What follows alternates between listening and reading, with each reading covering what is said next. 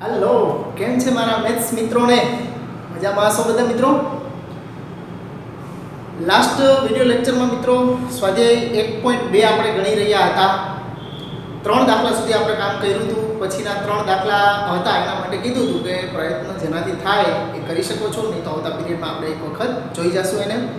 તો એક વખત આપણે પાછા રિવાઇન્ડ કરી જઈએ છીએ એને, એટલે તમારે તાજું થઈ ગયું। જેણે કરી લીધા હોય ખાલી ટેલી કરી લઈએ અને બાકી જેને કરવાના છે એ વ્યવસ્થિત જોઈ અને સમજી લે મિત્રો। ઓકે, તો એકદમ સહેલા છે। એ અને બી બે ગણ આપ્યા છે આપણને, એ બે ગણ સમાન છે કે નહીં કહેવાનું છે। આપણને ખ્યાલ છે કે બે ગણ છે એ સમાન છે એવું આપણે ક્યારે કહી શકીએ મિત્રો? તો કે બે ગણની અંદર ઘટકો સમાન અને સરખા હોય। ઓકે, સમાન હોવા જોઈએ અને સરખા હોવા જોઈએ। ઓકે, તો ગણ એ અને બી, પહેલું આપ્યું છે એમાં એ બી સી ડી અને બીજું આપ્યું છે એમાં ડી સી બી એ, એટલે એ બી સી ડી એટલે ક્રમ છે એ આગળ પાછું હોય, એનાથી ગણને કોઈ ફેર નથી પડતો। ઓકે, ગણના ઘટકો એના એ જ છે કે નહીં એ જોવાનું આપણે છે। તો આમાં એબીસીડી છે અને આમાં એબીસીડી છે, તો બેમાં એબીસીડી જ ઘટકો આવે છે। ક્રમ આડો આડો હોય એનાથી કોઈ ફેર પડતો નથી ગણને। તો બે ગણની અંદર સમાન ઘટકો આવેલા છે એટલે આ બે ગણ સમાન છે એવું આપણે કહી શકીએ। આપેલા બંને ગણો એ અને બી માં સમાન ઘટકો છે, તેથી a બરાબર b। બેમાં સમાન ઘટકો છે એટલે a અને b બે સમાન ગણ છે એવું આપણે કહી શકીએ। હવે એના પછીનું બીજું છે, બીજાની અંદર a અને b બે ગણ આપ્યા છે, બેમાં ઘટકો જોશો તો 4 4 8 8 16 16, હવે આમાં 12 છે ને આમાં 18 છે। ઓકે, એટલે એક ઘટક આમાં છે આમાં નથી ને આમાં છે એક આમાં નથી, એનો મતલબ બે સમાન કહી શકાય નહીં। એટલે લખશું કે અહીં 12 is not belongs to b અને 18 is not belongs to a હોવાથી a બરાબર b નથી, એટલે કે નોટ ઇક્વલ। અહીંયા a અને b સમાન નથી, અથવા એમ પણ કહી શકો કે 12 belongs to a છે પરંતુ 12 is not belongs to એમ કહેશો તો પણ ચાલશે। આમાં એક આમાં નથી ને એક આમાં નથી એવું ન કહેવું હોય તમારે, આમ કહેશો તો ચાલશે એક ઘટક માટે। 12 આમાં છે આમાં નથી, 12 is belongs to a છે પરંતુ 12 is not belongs to b હોવાથી a is not equal to b। a અને b સમાન ગણો નથી, આમ પણ કહી શકો, આગળ લીધું તો પણ કહી શકાય। a બરાબર 2 4 6 8 10 અને અહીંયા ગણ b છે એ આપણને ગુણધર્મના સ્વરૂપમાં આપ્યો છે, એને યાદીના સ્વરૂપમાં આપણે જો લખીએ તો b બરાબર શું થશે? તો કે x કે જ્યાં બે ટપકા એટલે કે કોલોન એટલે કે જ્યાં બે ટપકા હોય અથવા તો આડો લીટો સ્લેશ હોય તો બેનો મતલબ કે જ્યાં જ કરવાનો છે। x કે જ્યાં એટલે x છે એ કેવો છે? તો કે x એ યુગ્મ ધન પૂર્ણાંક એટલે પ્રાકૃતિક સંખ્યા થઈ અને યુગ્મ એટલે બેકી પ્રાકૃતિક સંખ્યા છે અને x is less than or equal to 10 10 અથવા 10 થી નાની પ્રાકૃતિક સંખ્યા છે। તો આપણે જાણીએ છીએ 2 4 6 8 અને 10 જ થશે, એનો મતલબ આમાં જેટલા ઘટકો છે એટલા જ આમાં ઘટકો, બંનેમાં સમાન ઘટકો છે એટલે આ બે ગણ સમાન થશે। a અને b માં સમાન ઘટકો છે તેથી a બરાબર b। ઓકે, એમાં દેખાય જ છે એટલે એના બીજા કોઈ કારણ આપવાની જરૂર હોતી નથી, બેને યાદીના સ્વરૂપમાં દર્શાવ્યા છે। બેમાં ઘટકો સમાન જ છે એટલે બેમાં સમાન ઘટકો છે તેથી a બરાબર b। એના પછી ચોથું છે, a છે એ ગુણધર્મ રીતે અને b છે એ આ રીતે યાદીના સ્વરૂપમાં આપ્યો છે। તો a ને ફરી પાછો એક વખત આમાં ગુણધર્મના સ્વરૂપમાંથી યાદીના સ્વરૂપમાં લખી નાખું તો x કે જ્યાં x એ 10 નો ગુણિત છે, 10 ના ગુણિત છે એટલે 10 10 દુ 20 10 તેરી 30 10 ચોક 40 અપૂર્ણ લખતા જાય તો આ બધા 10 ના ગુણિત થયા કહેવાય। તો આમાં અને આમાં બે સરખા ઘટકો છે। ઓકે, આમાં આવે છે એ આમાં તો છે જ, પણ આમાંના કેટલા ઘટકો છે એ આમાં છે નહીં, એટલે આપણે લખશું કે અહીં 15 is belongs to b છે પરંતુ 15 is not belongs to a હોવાથી a is not equal to b. a અને b સમાન ગણો છે નહીં. ઓકે, તો નોંધી લો મિત્રો, એકદમ સહેલું. ચાલો પછીનો પાંચમો દાખલો છે. એમાં પણ સમાન ગણ છે કે નહીં કારણ સાથે કહેવાનું છે. ગણ a આપ્યો છે 2 3 અને ગણ b છે એ આ રીતે ગુણધર્મના સ્વરૂપમાં આપ્યો છે x, કે જ્યાં x એ x² + 5x + 6 0 નો ઉકેલ ગણ છે. તો આ જે દ્વિઘાત સમીકરણ, જો મિત્રો દ્વિઘાત સમીકરણ તમારા 10મા ધોરણમાં આવી ગયું છે, તો એના થોડા હળવા ઉકેલ છે એ તમને આવડતા હોવા જરૂરી છે મિત્રો. તો જોશો એટલે એમાં આવડી જાય એવું છે. આના ઉકેલ પહેલા શું થશે એ મેળવી લે. દ્વિઘાત સમીકરણના અવયવ પાડશો એટલે 6 ના ભાગ પાડી અને સરવાળાથી 5 લઈ આવવાના છે. તો 3 દુ 6 અને 3 ને 2 5 એટલે x + 3 અને x + 2 બરાબર 0. ઓકે, ડાયરેક્ટ લખી શકાય, એમાં બીજું કાંઈ નથી હોતું. x² નો સહગુણક 1 હોય ત્યારે તમારે આ જ રીતે લખવાનું હોય. દાખલા તરીકે તમને આ રીતે તમે લખતા હોય તો વચ્ચે એક સ્ટેપ કરો કે x² + 3x + 2x + 6 બરાબર 0 કરો. બે સ્ટેપ આના બે ના જૂથ કરી x આમાંથી કોમન એટલે x + 3 અને વત્તા 2 આમાંથી કોમન એટલે x + 3 બરાબર, પછી બેમાંથી x + 3 અને પછી વધશે બીજા કૌંસમાં x + 2 બરાબર 0. મતલબ આ ત્રણ સ્ટેપે પોતની ક્રિયા કરશો ત્યારે તમે આ પહોંચશો. ઓકે, પણ એટલી બધી જરૂર નથી. હવે થોડાક મોટું થઈ જવું પડશે આપણે મિત્રો. ઓકે, બહુ સિમ્પલ હોય છે. જ્યારે x² નો સહગુણક 1 હોય ત્યારે તમે સીધા જ આના અવયવ પાડો, કે છેલ્લો અંક હોય 6 ના અવયવ પાડો તમે અને છેલ્લી નિશાની જે હોય એ પ્રમાણેનો સરવાળો થાય. એ બે અવયવનો કે બાદબાકી થશે એ નક્કી થાય. એટલે છેલ્લા પ્લસ છે તો આના એવા અવયવ પાડો કે જેનો સરવાળો +5 થાય. એટલે 3 દુ 6 આપણે 6 ના અવયવ પાડી નાખ્યા. હવે એમાં છેલ્લી નિશાની પ્લસની હોય તો આ બેને મધ્યમ પદની જે નિશાની હોય બીજ નિશાની આપવાની. બે જો વચ્ચે પ્લસ હોત તો આપણે બેને પ્લસ આપતા, અહીંયા વચ્ચે માઈનસ હોત તો બેને માઈનસ આપણે કરતા. ઓકે, એટલે પછી આની સાથે x લઈ લેવાનો, x + ને x + 2. આટલું સિમ્પલ છે. ઓકે, કંઈ કરવાનું હોતું નથી. નિશાનીઓનું ખાલી ધ્યાન રાખવાનું હોય છે. પછી આ રીતે હોય કે x² + 5 + x - 6 બરાબર 0. તો અહીંયા 6 ની આગળ માઈનસ છે, તો મતલબ 6 ના એવા અવયવ પાડો કે જેની બાદબાકી થઈ અને +x આવે. તો એના માટે બહુ સિમ્પલ છે. 6 ના અવયવ પાડશો એટલે 3 દુ 6. હવે બાદબાકી હોય એટલે મધ્યમ પદની નિશાની મોટાને અને એની વિરુદ્ધ નિશાની નાનાને આપવાની રહેશે. એટલે પ્લસ માઈનસ પછી આની સાથે x લઈ લેવાનો એટલે x + 3 અને x - 2 બરાબર 0 થશે. એટલે સિમ્પલ હોય છે, કાંઈ હોતું નથી ડાયરેક્ટ કરવામાં. ખાલી x સાથે નિશાની કઈ લેવાની હોય છે એ જ હોય છે. છેલ્લા માઈનસ હોય તો આ જે અવયવ તમે પાડશો 3 દુ 6 પાડ્યા, એમાં મોટો જે અવયવ હોય એને મધ્યમ પદની નિશાની, એનાથી વિરુદ્ધ નિશાની એના નાના અવયવને આપવાની અને એની સાથે x લઈ લેવાનું.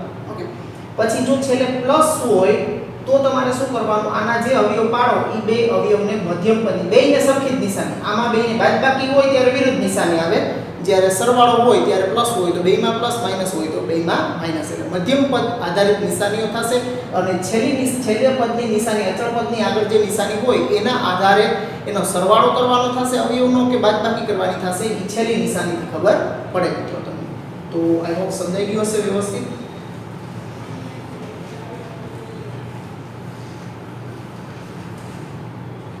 ચાલો, તો બેયનો ગુણાકાર 0, એનો મતલબ x + 3 બરાબર 0 અથવા x + 2 બરાબર 0. કારણ કે કોઈ પણ બે સંખ્યાનો ગુણાકાર 0 તો જ થાય કે જો બેમાંથી એક શૂન્ય હોય તો. એટલે આ 0 અથવા આ 0.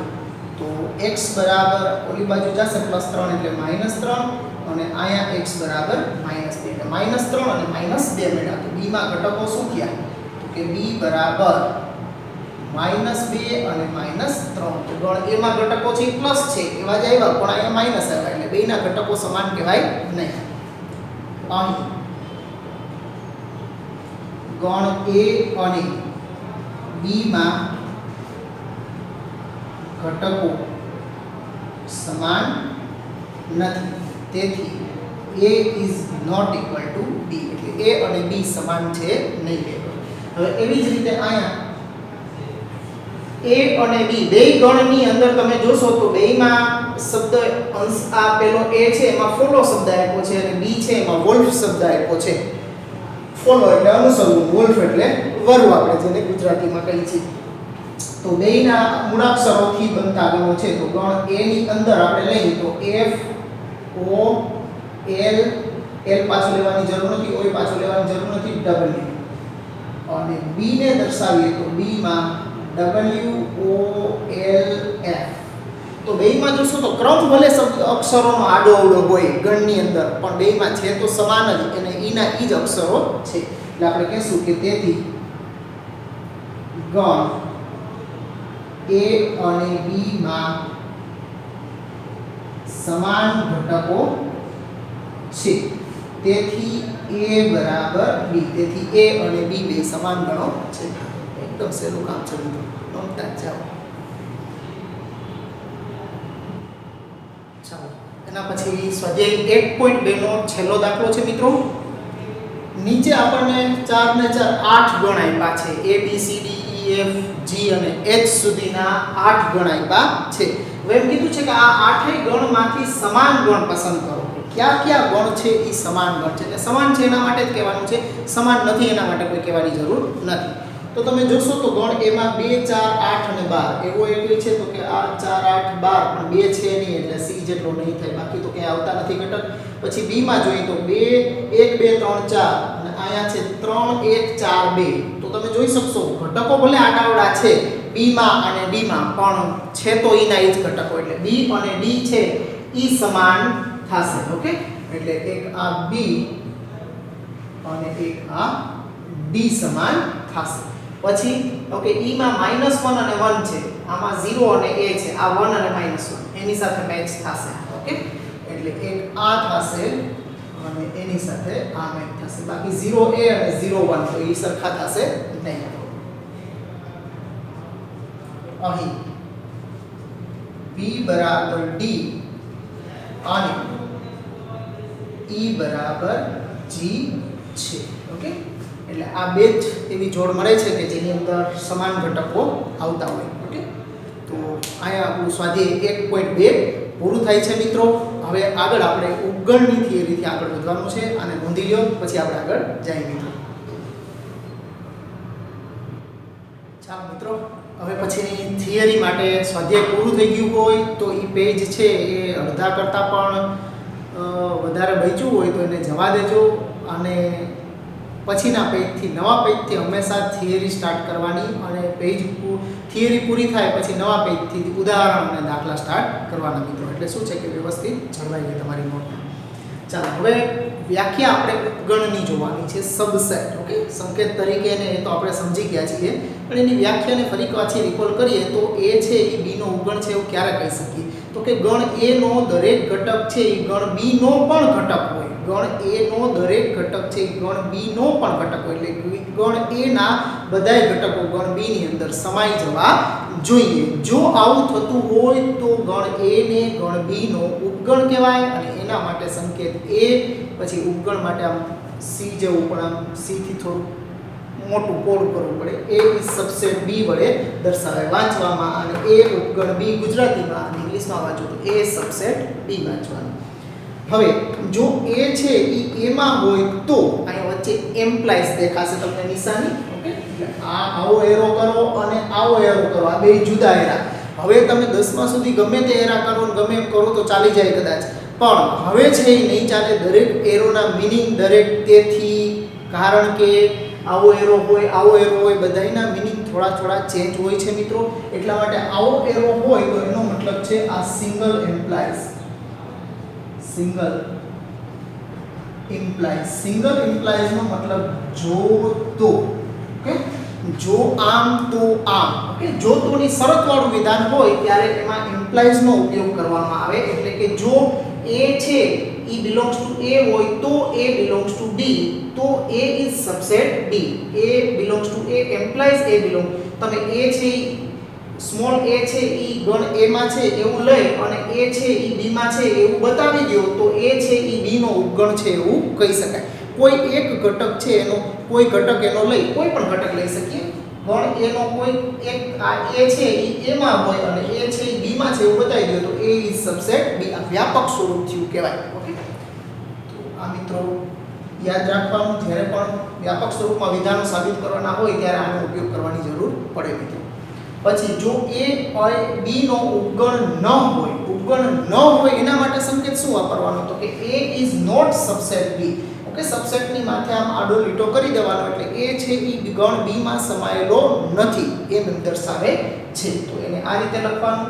જો A B નો ઉપગણ હોય અને B A નો ઉપગણ હોય, A છે એ B માં સમાઈ જતો હોય અને B છે એ A માં સમાઈ જતો હોય, આવું તો જ થશે કે બે સમાન ગણ હશે તો જ. એટલે આ છે એ તમને સમાન ગણની વ્યાખ્યા ઉપર, ઉપગણ ઉપરથી સમાન ગણ ઉપર તમને લઈ જાય છે.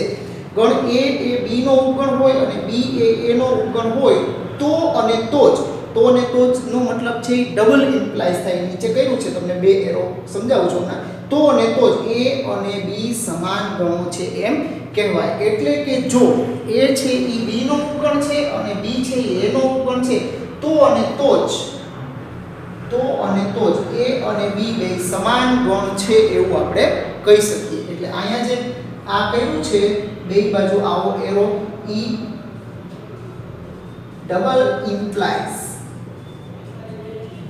ઇમ્પ્લાઇઝ નો મીનિંગ શું કરવાનું? જો, તો અને તો જ, મતલબ બે બાજુ સાચું હોય કે આમ થતું હોય તો આવું થાય, આવું થતું હોય તો આવું થાય. આમાં આ બાજુ હોય તો આમ થાય, આમ હોય તો આમ થાય જરૂરી નથી કહેતા. ઓકે, તો અહીંયા આમ હોય તો આમ અને A અને B સમાન હોય તો આવું થાય.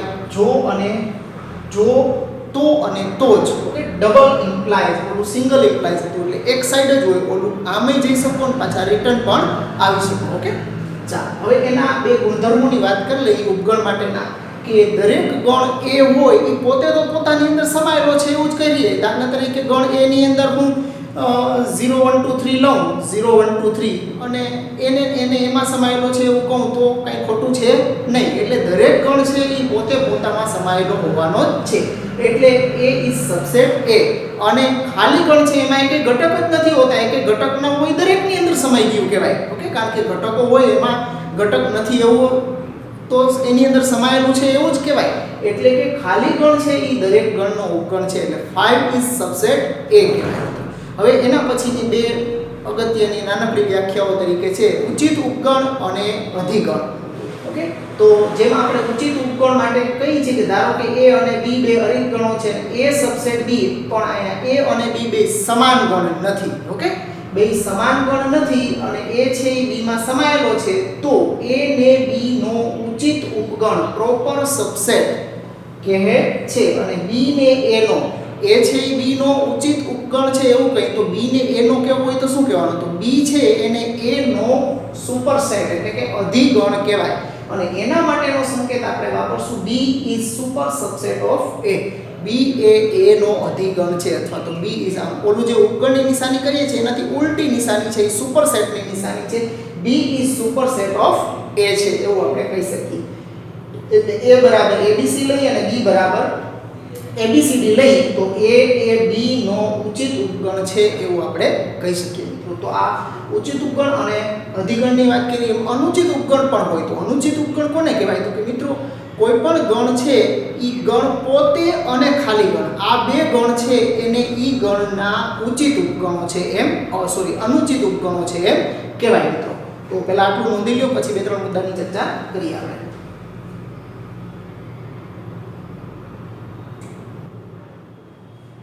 ચાલો મિત્રો, આગળના સ્ક્રીન ઉપર આપણે ઉચિત ઉપગણ અને અધિગણની વાત કરી હતી. હવે અહીંયા ગણના અનુચિત ઉપગણ કોને કહેવાય? તો કે ગણના કોઈ પણ ગણ આપણને એ આપેલું હોય તો એના અનુચિત ઉપગણો ખાલી ગણ અને એ ગણ પોતે, આ બે ગણ છે એને એના અનુચિત ઉપગણો કહેવાય. ગણ A માટે ખાલી ગણ 5 અને ગણ A પોતે ને ગણ A ના અનુચિત ઉપગણો ઇમ્પ્રોપર સબસેટ્સ કહેવાય છે મિત્રો. ઓકે, એટલે ખાલી ગણ અને ગણ પોતે આ બેયને એના અનુચિત ઉપગણો કહેવાય મિત્રો. ઓકે, ઉચિત ઉપગણો માટે છે એ આપણે જોયું હતું કે એ સબસેટ બી થવું જોઈએ ને એ ઇઝ નોટ ઇક્વલ ટુ બી. એની અંદર તમે જોવા જશો તો ખાલી ગણ આપણે અરિક્ત ગણ કીધા હતા, એટલે ખાલી ગણ પણ ન હોય ને બે સમાન પણ નથી, એટલે ખાલી ગણ અને એ છે એની અંદર આવશે નહીં મિત્રો. હવે એકાંકી ગણની વાત કરીએ કે ભાઈ એકાંકી ગણ સિંગલટન સેટ કોને કહેવાય, એટલે કે જેની અંદર એક અને માત્ર એક જ ઘટક આવેલો હોય એવા ગણને એકાંકી ગણ કહેવાય મિત્રો. એટલે જો ગણ એમાં એક જ સભ્ય હોય તો તેને એકાંકી ગણ કહે છે. તેને એ વડે દર્શાવે, મતલબ એની અંદર જે ઘટક હોય એ ઘટક એ આમાં લીધો છે આપણે, તો એ સિંગલટન એની અંદર એક જ ઘટક આવેલો હોય એટલે એને એ એક ઘટક જ વાળો ગણ તરીકે એને દર્શાવાય છે. હવે કોઈ પણ ગણના ઉપગણો આપણને કેટલા મળી શકે એની આપણે જો ચર્ચા કરવી હોય તો ગણના બધાય આપણે ઉપગણો લેવા જાય, એક ઘટક વાળા હોય, એક ઘટક ન હોય, એક ઘટક વાળા બે ઘટક, જેટલા ગણની અંદર ઘટક આવેલા એ પ્રમાણે વાત કરી શકીએ. દાખલા તરીકે ગણ A ની અંદર હું 1 અને 2 બે ઘટકો લઉં તો આ બે ઘટક માટેના ઉપગણ ક્યાં થઈ શકે કે આની અંદર સમાઈ શકે એવા કેટલા ગણ ગણાય છે? તો ખાલી ગણ તો લેવાનું જ, કારણ કે ખાલી ગણ છે એ દરેક ગણનો ઉપગણ છે. પછી એકાંકી ગણ 1 લઉં, એકાંકી ગણ 2 લઉં અને ઈ ગણ પોતે જ લઈ લઉં તો 1 2 3 અને 4 આ ચારે ચાર છે એ ગણ A ની અંદર સમાઈ જાય છે. ઓકે, એટલા માટે આ ચારેય છે ગણ A ના ઉપગણ કહેવાય. તો તમે જોઈ શકો છો કે ગણ A માં ઘટકોની સંખ્યા આપણે n કહી તો n બરાબર કેટલા હતા તો કે 2. તો કોઈ પણ ગણના ઉપગણોની સંખ્યા તમારે જાણવી હોય તો એના માટેનું સૂત્ર છે 2n, એટલે કે 2 ની n ઘાત. તો 2 ની 2 ઘાત બરાબર 4 થયા, એટલે અહીં આપણને 4 મળ્યા હતા. એવી જ રીતે જો આપણે આમ a b c ત્રણ ઘટકો લઈએ તો એના કેટલા ઉપગણ મળે તો કે ખાલી ગણ, પછી એકાંકી ગણ a, એકાંકી ગણ b, એકાંકી ગણ c, એક એક ઘટક વાળા. હવે બે બે ઘટક વાળા લેશું તો ab, bc, ca અને ઈ ગણ પોતે a, એટલે 1 2 3 4 5 6 7 અને 8.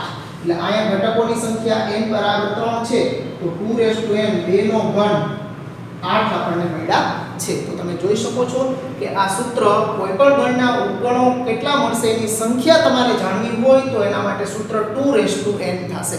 હવે એની અંદર તમારે જો ગણ A માં n ઘટકો હોય તો તેના ઉચિત ઉપગણોની સંખ્યા કેટલી થાય તો કે 2n - 2 અનુચિત વાળા બે ખાલી ગણ અને પોતે બે નીકળી જશે તો બાકી વધશે ઈ ઉચિત, અને અનુચિત કીએ તો 5 અને એ તો બે જ સંખ્યા રહેવાની છે, એમાં કોઈ ફેરફાર આવવાનો નથી.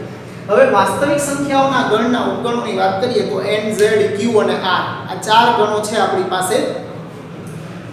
n છે પ્રાકૃતિક સંખ્યા ગણ જે 1 થી ચાલુ થાય, 1 2 3 અપ ટુ બધી ધન પૂર્ણાંક સંખ્યાઓ એની અંદર આવે. z છે ઈ પૂર્ણાંક સંખ્યા ગણ, એની અંદર બધી જ ઋણ પૂર્ણાંક સંખ્યાઓ, શૂન્ય અને બધી ધન પૂર્ણાંક સંખ્યાઓ આવે. q છે ઈ સમય સંખ્યા ગણ a by b કે જ્યાં ab belongs to z અને b is not equal to 0, કારણ કે છેદ શૂન્ય હોય તો એ વ્યાખ્યાયિત થઈ શકે નહીં, એટલે b છે ઈ શૂન્યતર લેવો પડે. તો q છે ઈ સમય સંખ્યા ગણ છે અને r છે ઈ વાસ્તવિક સંખ્યા ગણ છે જેની અંદર સમય સંખ્યાઓ અને અસમય સંખ્યાઓ સમાયેલી હોય છે. તો n છે ઈ z ની અંદર સમાયેલો છે, z છે ઈ q માં અને q છે ઈ r માં. મતલબ જેમ આગળ વધતા જાય છે આ ગણના બધા ઘટકો આની અંદર હોવાના છે. q છે અને કેવું હોય તો પૂર્ણાંક અને અપૂર્ણાંક સંખ્યાઓથી બનતો ગણ છે એને આપણે સમય સંખ્યા ગણ કહીએ છીએ. એટલે આ બધી સંખ્યાઓ તો હશે, ઈ ઉપરાંત અપૂર્ણાંક સંખ્યાઓ પણ એની અંદર આવતી હશે, કારણ કે અહીં a by b નું સ્વરૂપ જુઓ તો a છે ઈ તમે દાખલા તરીકે 3 લ્યો અને b બરાબર 1 લ્યો તો 3/1 એટલે 3 આવ્યા કે નહીં એની અંદર પૂર્ણાંક. 2 છેદ 1 રાખો ત્યારે બધી પૂર્ણાંક સંખ્યાઓ જ આવવાની છે. b બરાબર 1 લેશો ત્યારે, અને છેદમાં જ્યારે અપૂર્ણાંક ટૂંકમાં અંશ અને છેદ જુદા જુદા હશે, ભિન્ન હશે, ત્યારે આપણને અપૂર્ણાંકો મળી શકે મિત્રો. પછી આ બધી સંખ્યાઓ છે આ સમય સંખ્યાઓ વધારાની અસમય સંખ્યાઓ આમાં હશે, એટલે જેમ જેમ આગળ વધતા જઈએ એક આ છે આમાં સમાય છે, આ બે છે આમાં સમાય છે, આ ત્રણેય છે આની અંદર સમાય છે એવું કહી શકીએ. પણ ઉલટું સાચું નથી. z છે એ n માં નથી સમાતો, q છે એ n માં નહીં, r એ n માં નહીં, q z માં નહીં, આમાં નહીં, આ છે આ ત્રણમાંથી એકેયમાં સમાતો નથી મિત્રો. ઓકે, તો આનું છે એ તમારે આ રીતે યાદ રાખવાનું મિત્રો. આ સૂત્રો છે એ યાદ રાખવાના છે અને આ થોડું મગજમાં યાદ રાખવાનું છે. ઓકે, આ નહીં લખો તો ચાલશે નીચે. ઓકે, અહીં સુધી લખવાનું છે. આ તો તમને સમજાવવા માટે મેં લખ્યું છે, બાકી જરૂર નથી. તો નોંધી લો મિત્રો આને. ચાલો મિત્રો, હવે આગળની થિયરીમાં આપણે આરના ઉપગણ તરીકે અંતરાલ, ઓકે, અંતરાલ એટલે કે એક નાનો ગેપ, મતલબ કે અહીંયા આપણે આરના ઉપગણ તરીકે, દાખલા તરીકે પિક્ચરમાં પિક્ચર જોવા જાઓ છો ત્યારે તમારે એની અંદર ઇન્ટરવલ જે પડે છે ને એને અંતરાલ જ કહેવાય. મતલબ કે 3 કલાક કે 2 કલાકના પિક્ચરમાં વચ્ચે જે 15 મિનિટ કે 10 મિનિટનો રિસેસ ટાઈમ જે આપણને આપવામાં આવે છે એને એ કટકો કહેવાય છે, એટલે એને આપણે ઇન્ટરવલ કહીએ છીએ. એમ અહીંયા આખી સંખ્યા રેખા જે આર છે એટલે આખી રેખામાંથી કોઈ પણ એક રેખાખંડનો કટકો જે લેવામાં આવે એને અંતરાલ કહેવાય મિત્રો. ઓકે, એટલે રેખાનો જ ઉપગણ થાય, રેખાખંડ અને કિરણ એ બધાય છે એ રેખા આરના જ ઉપગણ હોય છે, એટલા માટે એને આરના ઉપગણ તરીકે અંતરાલને આપણે વ્યાખ્યાયિત કરીએ છીએ. અંતરાલ એટલે એક કટકો, રેખાનો જ એક ભાગ એટલે કે રેખાખંડ તરીકે આપણે લેવાનો છે. હવે એના રેખાખંડના એટલે કે અંતરાલના 4 પ્રકાર આવશે મિત્રો. 4 પ્રકારમાં એક સવૃત અંતરાલ, વિવૃત અંતરાલ, સવૃત વિવૃત અને વિવૃત સવૃત, આ 4 પ્રકારો છે એના મુખ્ય મિત્રો. તો કેવા હોય છે એ અને કઈ રીતે લખવાના હોય છે એને આપણે સમજીએ મિત્રો. તો અંતરાલના પ્રકારો માટે ધારો કે એ બી બિલોંગ્સ ટુ આર, આ 2 અજ્ઞાત આપણે લઈ છે. અત્યારે વ્યાપક સ્વરૂપમાં આપણે અંતરાલ સમજવાના છીએ, એટલે વ્યાપક સ્વરૂપમાં એ બી બિલોંગ્સ ટુ આર. એ અને બી 2 વાસ્તવિક સંખ્યાઓ છે અને એ કરતાં બી છે એ મોટા છે એવું આપણે લઈએ છીએ. અંતરાલમાં હંમેશા પહેલા ઘટક કરતાં બીજો ઘટક મોટો જ હોય, એનું ઉલટું હોય તો એને અંતરાલ જ કહેવાય નહીં, કારણ કે સંખ્યા રેખા જેમ ડાબી બાજુથી જમણી બાજુ તરફ જાય એમ નાનાથી મોટા પદો જ આવતા હોય, સંખ્યાઓ મળતી હોય એના ઉપર.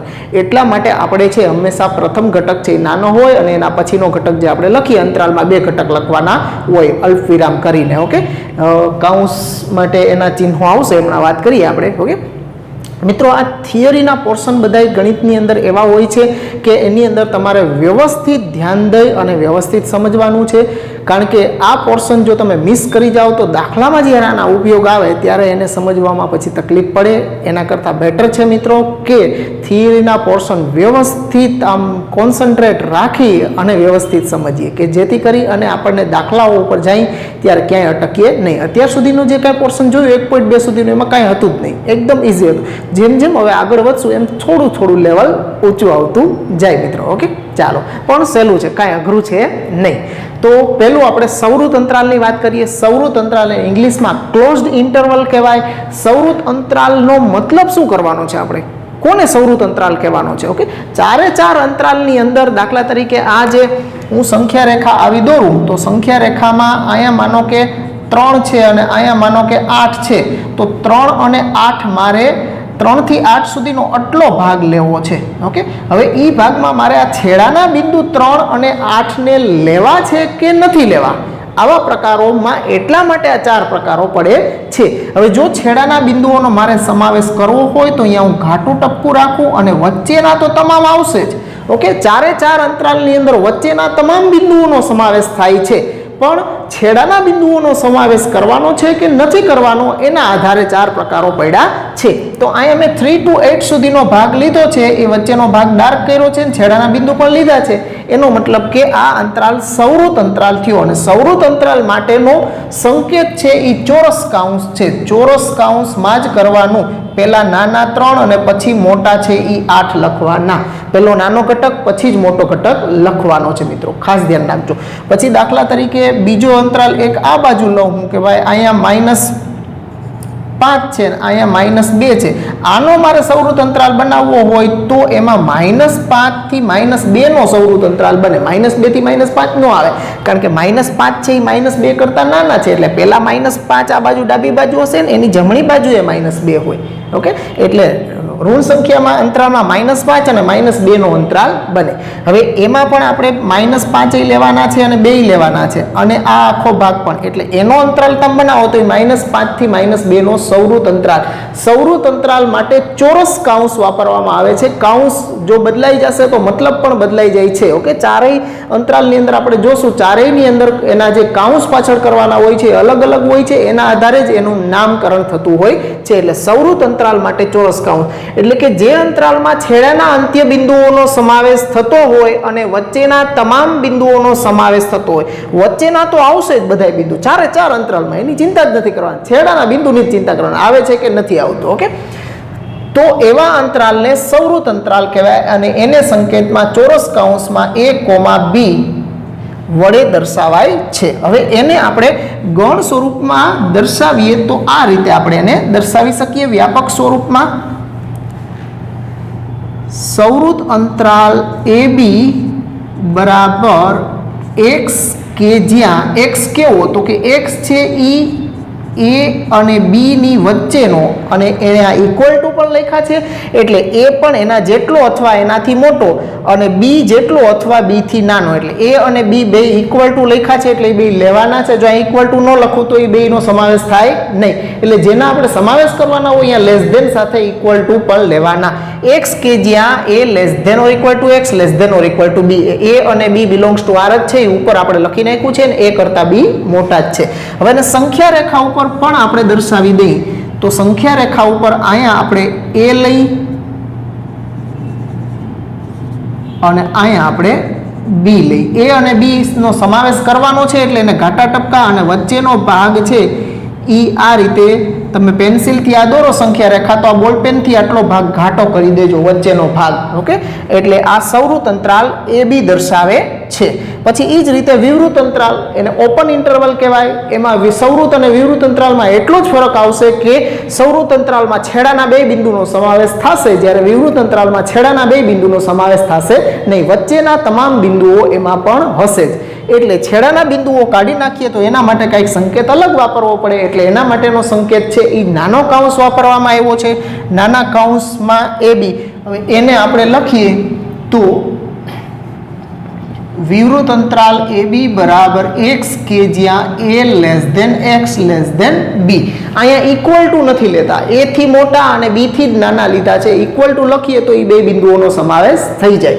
હવે એને સંખ્યા રેખા ઉપર બતાવીએ આપણે તો શું થશે, તો કે સંખ્યા રેખા ઉપર A અને B નથી લેવાના, એટલે અહીંયા આપણે હોલ રાખવાના, A આગળ અને અહીંયા B આગળ પણ હોલ રાખવાના. આની જેમ ઘાટા ટપકા કરો તો એનો સમાવેશ થઈ જશે.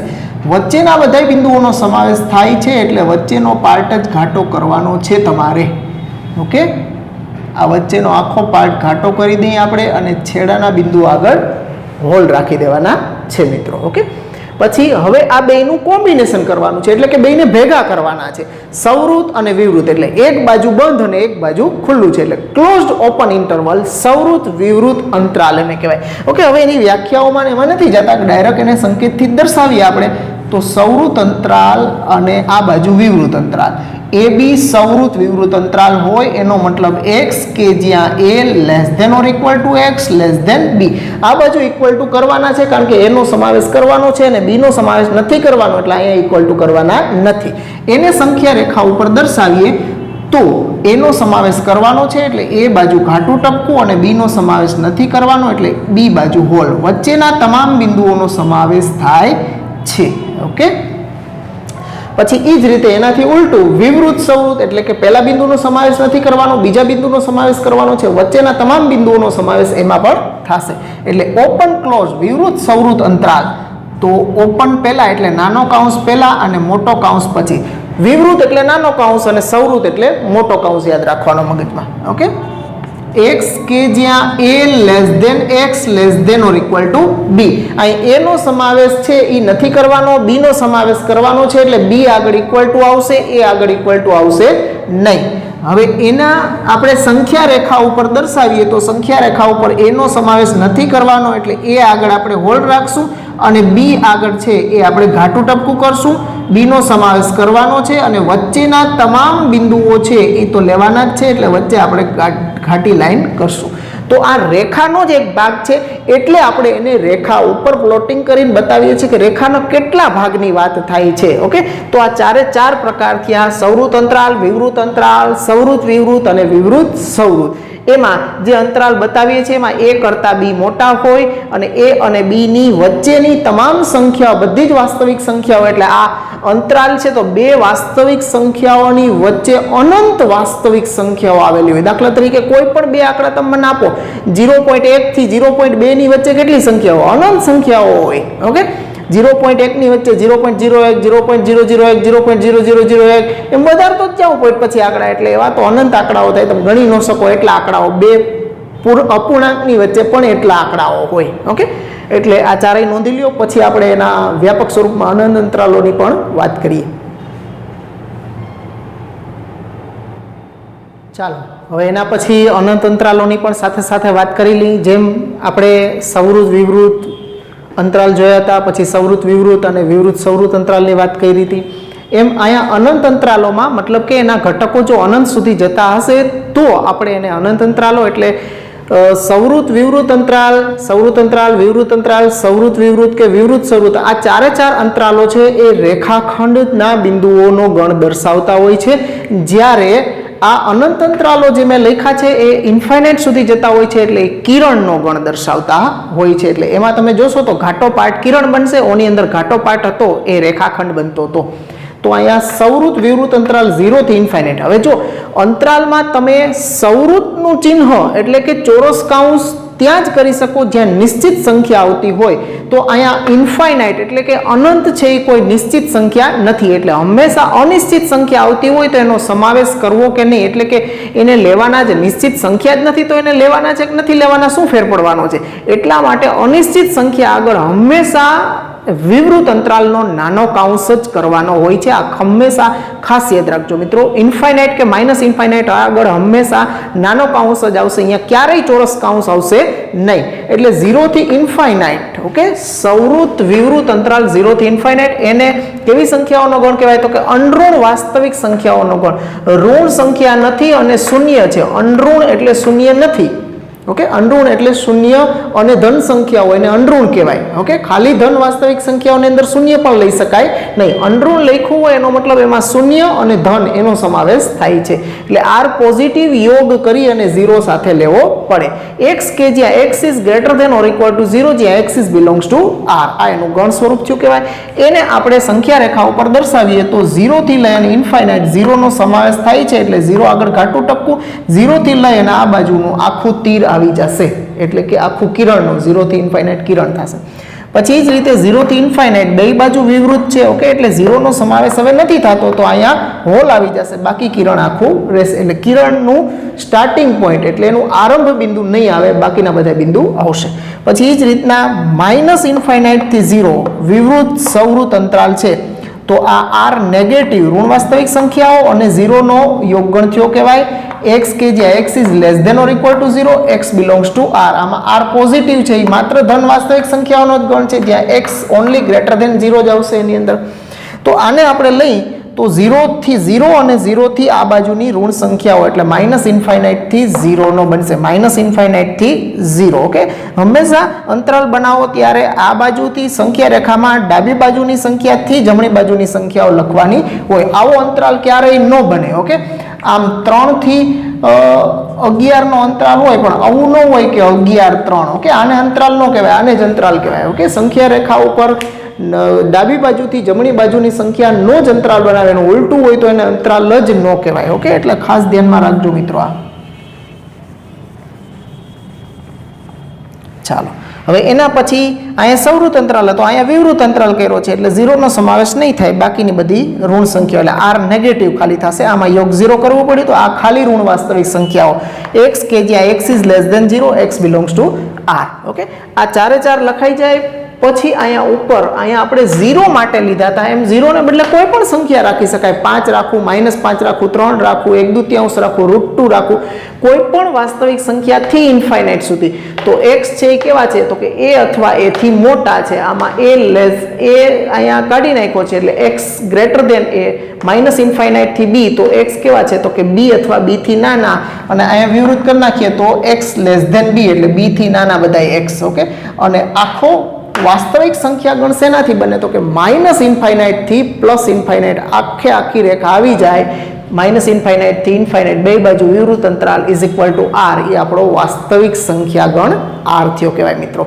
હવે કોઈ પણ અંતરાલ આપેલો હોય, સૌરુત અંતરાલ, વિવૃત અંતરાલ કે સૌરુત અંતરાલ કે સૌરુત વિવૃત કે વિવૃત સૌરુત આપેલા હોય, તો એની લંબાઈ મેળવવા માટે જે બે છેડાના બિંદુઓ છે એમાંથી જમણી બાજુનું બિંદુમાંથી ડાબી બાજુનું બિંદુ, એટલે કે આ છેડાના અંત્ય બિંદુ જમણી બાજુના છેડાના અંત્ય બિંદુથી ડાબી બાજુના છેડાના અંત્ય બિંદુની બાદબાકી કરવાની, એટલે b - a. સંખ્યા b - a નું જે મૂલ્ય મળે એને કોઈ પણ અંતરાલ, સૌરુત અંતરાલ હોય, વિવૃત અંતરાલ હોય, સૌરુત વિવૃત હોય કે વિવૃત સૌરુત હોય, એની લંબાઈ મેળવવી એટલે આ છેડાના અંત્ય બિંદુમાંથી આ છેડાનો અંત્ય બિંદુ બાદ કરો એટલે તમને એની લંબાઈ મળે. એટલે પહેલા આ લખજો, પછી આ ઉપરનું અને પછી આ નીચેનું લખજો મિત્રો. તો અહીંયા આપણે r ના ઉપગણ તરીકે અંતરાલોની વાત કરી છે મિત્રો. આનો ઉપયોગ આપણે ઘડીએ ને ઘડીએ આવશે. બધા ચેપ્ટરની અંદર અંતરાલની જરૂર પડતી જ હોય છે. ઓકે, બધા જ પ્રકારના અંતરાલ છે એ r ની અંદર સમાયેલા છે. કોઈ પણ આ કે આગળના ચાર જોયા હતા બધા અંતરાલો છે એ r ના જ ઉપગણ છે મિત્રો. ખાસ ધ્યાન રાખજો. ઓકે, તો મિત્રો અહીંયા સુધી રાખીએ. હજી આપણે ઘાતગણ અને સાર્વત્રિક ગણ બે ભણવાના છે, પણ આવતા પીરિયડની અંદર એને જોશું. આટલું પહેલાં કમ્પ્લીટ કરી નાખો મિત્રો. વ્યવસ્થિત ચાવીને ખાવાનું છે મિત્રો. ઓકે, જ્યારે આનો ઉપયોગ આવે ત્યારે આપણા મગજમાં એની લાઇટ ક્લિક થવી જોઈએ. એટલે એક વખત એને સમય આપવાનો, નિરાતે વાંચવાના, સમજવાના, લખવાના, તો કાંઈ આની અંદર અઘરું રહેવાનું નથી મિત્રો. તો ચાલો ફરી પાછા આવતા પીરિયડમાં મળશું. ગુડ બાય, આવજો મિત્રો.